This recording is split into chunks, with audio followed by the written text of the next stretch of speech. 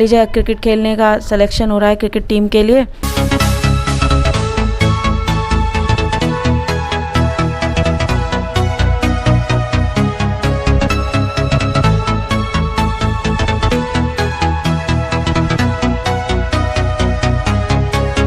Students, welcome to Simrana English classes. How are you? अच्छे हैं आप? पढ़ाई कर रहे हैं? देखिए, अब मैं टीचर हूँ, मैं आपको पढ़ा रही हूँ, तो यही पूछूंगी मैं आपसे कि पढ़ाई कर रहे हैं या नहीं कर रहे हैं, है ना।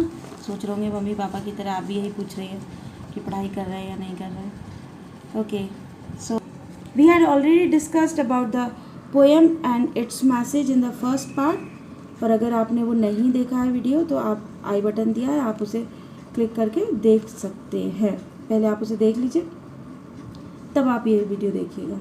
I also had explain first stanza of the poem, so let's begin the second stanza here.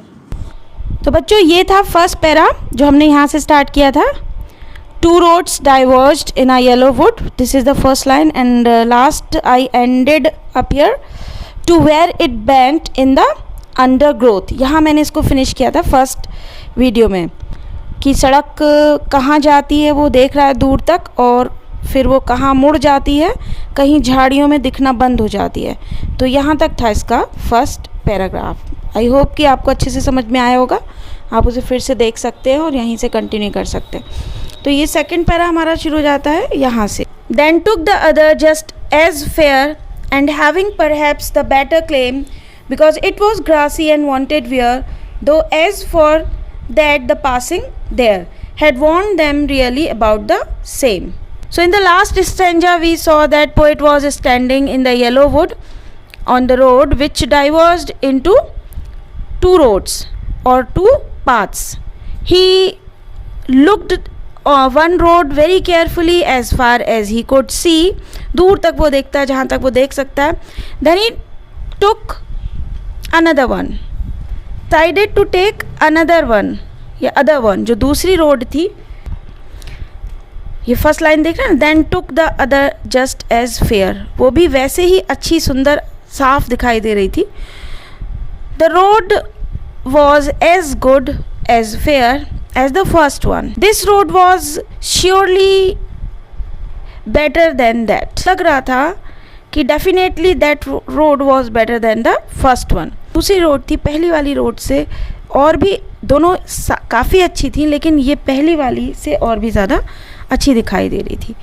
He eventually chose this road, the other one, as it was less travelled, it was grassy and wanted wear, as it is written here, it was grassy. He says that perhaps the better claim, the road now he was looking, it had better claims. It was more promising than the last one. वो पहले वाली से ज़्यादा अच्छी लग रही थी, claims थे उसके पास कि भाई उसको सेलेक्ट किया जाना चाहिए। तो ऐसा ही पोएट ने किया। और ये रोड कैसी थी? It was grassy and wanted wear, ये काफ़ी इस पर घास थी, और it was not travelled by many travellers, और we can say it was less travelled, उस पर कम सफ़र किया गया था। It was grassy, it was not walked over by the traveler. वो ज़्यादा ट्रेवलर्स के द्वारा उस पर नहीं चला गया था। The road had not been used for walking. वो रोड को यहाँ wanted wear, यानी उस पर ज़्यादा नहीं चला गया था और वो ज़्यादा यूज़ करी हुई नहीं थी. So notice this, that road is the symbol of options and career. I told when I started explaining the poem. तो मैंने क्या बताया था कि रोड एक सिंबल है ऑप्शंस का, which we get in life, and then we have to select which one is opt for us, हमारे लिए कौन सी अच्छी है। सोच समझ कर हम उस चीज़ को डिसाइड करते हैं। वो कुछ भी हो सकते हैं, लाइफ में आने वाली बहुत सारी ऑप्शंस हो सकते हैं, अपॉर्चुनिटीज़ हो सकती हैं, करियर हो सकता है, कुछ भी हो सकता है। तो this is the symbol of those options and career. क्या है सिंबल? रोड.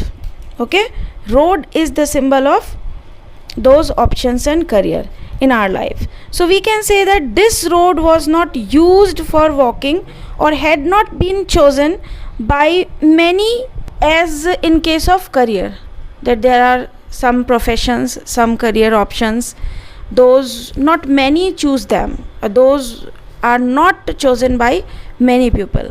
या हम कह सकते हैं कि वो उसमें बहुत ज़्यादा चैलेंजिंग है या रिस्क है.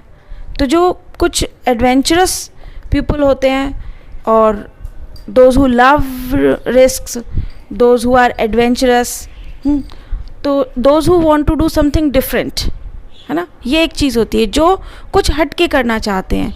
Those who don't want to walk on the same track और सेम ट्रेंड, जो ट्रेंड से ट्रैक से हटकर, और those who have that much potential to do something different, जिनमें कुछ अलग से करने का पोटेंशियल होता है, इतनी शक्ति होती है, इतनी क्वालिटीज़ होती हैं, टैलेंट होता है कि वो कुछ अच्छा कर पाते हैं. तो वो सेल्फ एनकरेज्ड होते हैं. वो ये नहीं सोचते कि हम ऐसा करेंगे तो ये थोड़ा अलग है, दूसरे क्या सोचेंगे. तो वही चीज़ यहाँ पर है कि ये सड़क ऐसा करियर का सिंबल है. और यहाँ पे एक वो road which was not travelled by many people, many travellers, और which had not been used for walking और सेलेक्टेड एज अ करियर. हम अगर यहाँ रास्ते की बात करते तो सड़क उस एक रास्ते का सिंबल है जो कि हमारे करियर की तरफ जाता है. हम उसमें अपना करियर बनाते हैं या अपना प्रोफेशन चूज़ करते हैं. तो ये यहाँ पे समझने की बात है कि आपको ये बात दिमाग में रखनी है और ऐसा कभी भी अपने आप को डिस्करेज नहीं करना है कि भाई ऐसा अगर मैं करता हूँ तो ऐसा तो लोग करते नहीं हैं, या सारे ऐसा करते हैं तो मैं भी ऐसा करता हूँ. लास्ट टाइम भी मैंने वीडियो में आपको ये चीज़ समझाई थी कि हमें अपने अकॉर्डिंग सेलेक्ट करना है कि हमें क्या अच्छा लग रहा है, हम किस में ऐसा महसूस करते हैं कि वी कैन गिव आवर 100% और we are enjoying doing that. हम वो अच्छा लग रहा है हमें करते हुए और हम उसको एक फोर्सफुली नहीं कर रहे हैं कि ऐसा कहा गया ऐसा हमें करना है. May be this road and career जिसकी पोएट यहाँ बात, उनका पोएट बनना, ये जो हम दो रोड हैं उसमें से एक रोड को सेलेक्ट करना, फिर ये बताना कि एक रोड कम चली गई थी, एक बहुत साफ़ दिख रही थी क्योंकि उस पर लोग बहुत चल रहे थे तो वो उस पर घास नहीं थी, स्टेप्स से पैरों के चलने से वो साफ़ हो गई थी. लेकिन एक थी वो भी उतनी ही अच्छी थी, सीधी जा रही थी और लेकिन उस पर घास थी क्योंकि वो कम लोगों के द्वारा सेलेक्ट की गई थी. तो कि पोएट अपने विषय में बात कर रहे हैं कि जैसे कि उन्होंने पोइट्री को, रॉबर्ट फ्रॉस्ट को हम सब जानते हैं कि वो पोइट्री कंपोज करते हैं, इस पोएम के पोएट हैं. तो he is well known poet today and we are studying poem by Robert Frost. और रोड नॉट टेकन अपने आप में बहुत पॉपुलर पोएम है. तो हम ये भी सोच सकते हैं एक तरफ कि उन्होंने एक जो काम सब नहीं करते हैं, पोएट सब नहीं बनते हैं, जैसे कि बच्चे बड़े हो जाते हैं तो पेरेंट्स चाहते हैं कि मेरा बेटा डॉक्टर बनेगा, इंजीनियर बनेगा या कोई आर्टिस्ट बनेगा. तो इस तरह से ही उनको एनकरेज किया जाता है. एकदम से कोई उनसे नहीं कहता है कि मेरा बेटा पोएट बनेगा, क्योंकि इसमें मतलब ऐसा नहीं है कि मैं इस चीज़ को प्रेफर नहीं कर रही हूँ. ये भी एक टैलेंट होता है, आपके एक इमोशंस होते हैं, इमोशंस का स्पॉन्टेनियस फ्लो होता है आपके अंदर, उसे कोई दूसरा नहीं एनकरेज करता आपको कि आप कुछ कंपोज करिए. तो वो खुद ब खुद लाइंस आपके माइंड में आती हैं और फिर आप उनको कंपोज करते हैं. तो फीलिंग्स होती हैं, तो वो कोई प्रेशराइज करके आपसे पोइट्री नहीं कंपोज करा सकता है. तो वो पोएट बने, ये उनका अपना सिलेक्शन था या उनको अच्छा लगा. तो हम यहाँ पे ये चीज़ सोच सकते हैं कि 1% की वो पोइट बने, इसलिए वो कह रहे हैं कि आगे पोइट्री में अभी वो बताएंगे अपनी पोएम में कि that made the difference. But अभी हम सेकंड पैरा ही पढ़ रहे हैं. Though as for that the passing there had वॉन्ट them really about the same. तो poet was standing on that spot, on that place in the yellow wood, and he looked both the roads same. वहाँ तक का जहाँ पे वो खड़े हुए हैं वहाँ तक उन्हें रास्ता अच्छा लग रहा है, बिल्कुल सब कुछ है, एक जैसी सड़कें दिखाई दे रही हैं.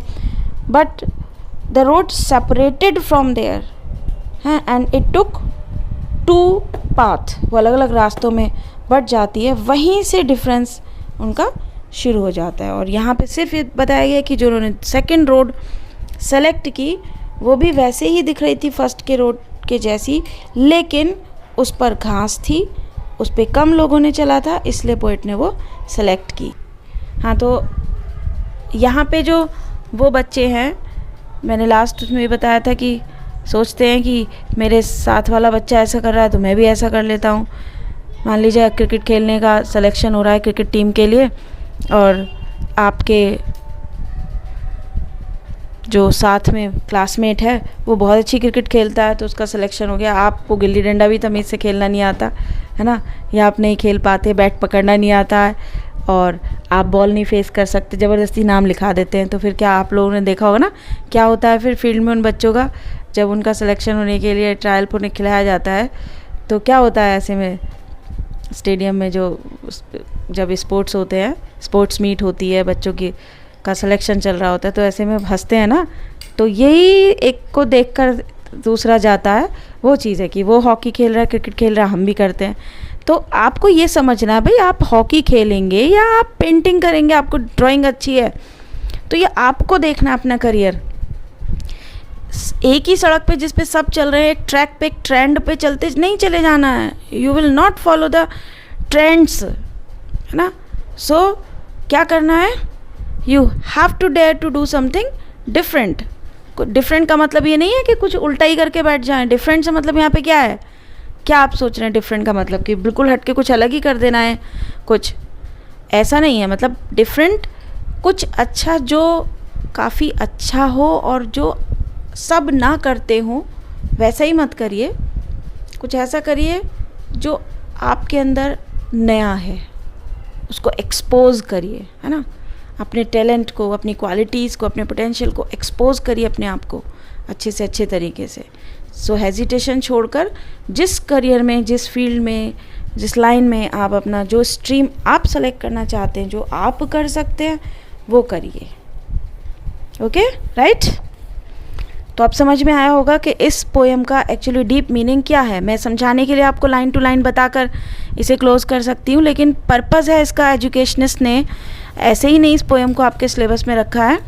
आपको इस चीज़ से ये समझना है आगे के लिए कि yes, we have to select our career, choose our opportunities, options in our own way, है ना। उसको ऑब्ज़र्व करके अपने तरीके से उसे करिए, क्योंकि जब आप उसे अपने तरीके से करते हैं तो वो बहुत अच्छा होता है।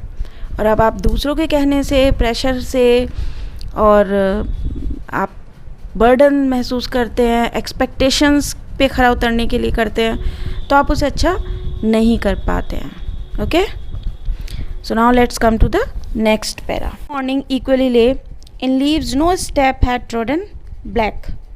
Oh, I kept the first for another day, yet knowing how way leads on to way, I doubted if I should ever come back. So यहाँ poet क्या कह रहा है? And both the morning equally lay. And that morning when he looked the road, they were equally lying in front of him, equally fair, equally beautiful. In leaves no step had trodden black, but on one road where not much people walked, which was not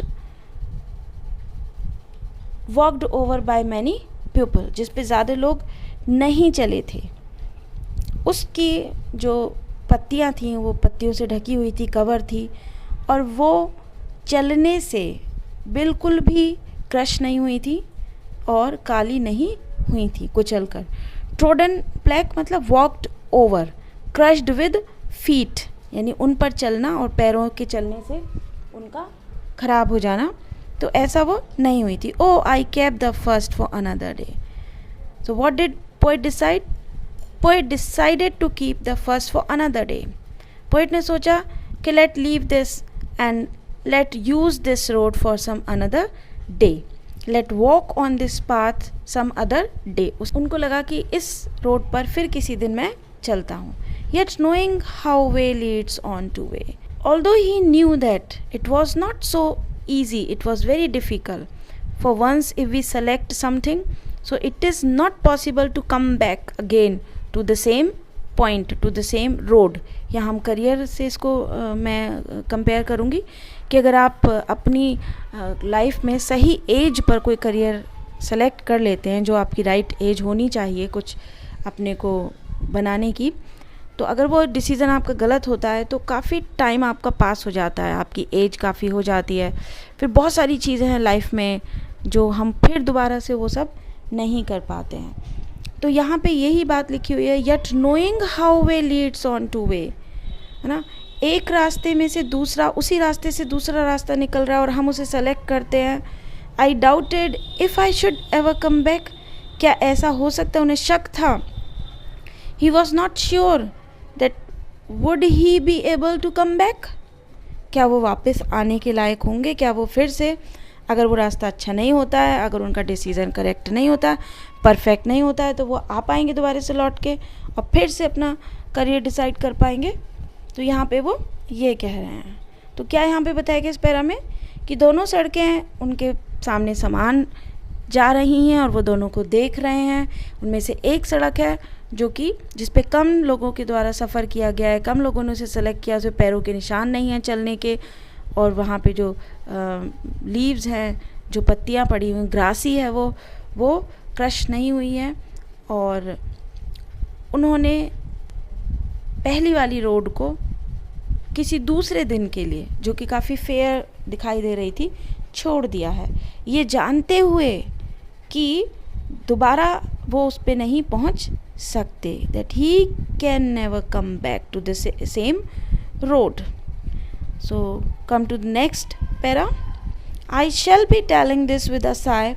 Somewhere ages and ages hence, two roads diverged in a wood, and I took the one less travelled by, and that has made all the difference.